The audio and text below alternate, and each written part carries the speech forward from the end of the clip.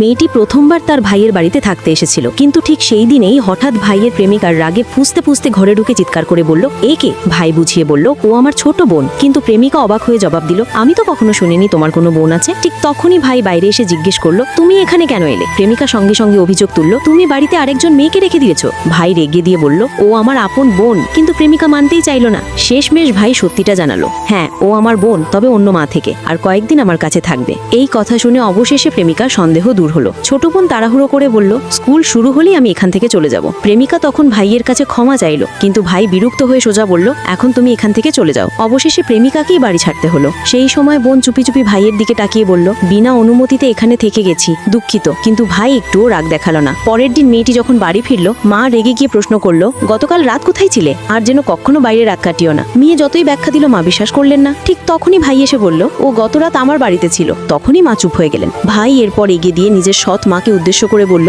আমার বোনের সঙ্গে এমন ব্যবহার করবেন না। শেষ পর্যন্ত তুমি এখানে শুধু একজন গৃহপরিচারিকা। এই কথা শুনে মেয়েটি মাকে বলল, চল আমরা এখান থেকে চলে যাই। কিন্তু মা শান্তভাবে উত্তর দিলেন, আমি সবই তোমার ভালোর জন্য করেছি। কিছুক্ষণ পর ভাই মেয়েটিকে দুধের বোতল দিয়ে জিজ্ঞেস করলো, মা যখন তোমাকে মারলো তুমি কেন এড়িয়ে গেলে না? আসলে মাত্র 3 দিন আগে মেয়েটি তার মা আর সৎ বাবার সঙ্গে এই বাড়িতে থাকতে এসেছিল, কিন্তু ভাই কোনো খেয়ালই করেনি, কারণ সে নিজের মায়ের মৃত্যুর দায় বোনের মায়ের ওপর চাপিয়ে রেখেছিল। রাগের মাথায় সে বাড়ি ছেড়ে বেরিয়ে গেছিল। সে জানতো না তার এই বোন অনেক বছর ধরেই মনে মনে তাকে ভালোবাসতো, কিন্তু এই গোপন কথা সে কখনো প্রকাশ করতে পারতো না। একদিন ভাই মদ খেতে বাড়ি গেল। সেখানে গিয়ে দেখে তার বোন কাজ করছে। কিছু লোক জোর করে মেয়েটিকে মদ খাওয়াতে চাইছিল। তখন ভাই আর সহ্য করতে পারল না, সঙ্গে সঙ্গে তাকে সেখান থেকে নিয়ে বেরিয়ে এলো। আর লাইক ও সাবস্ক্রাইব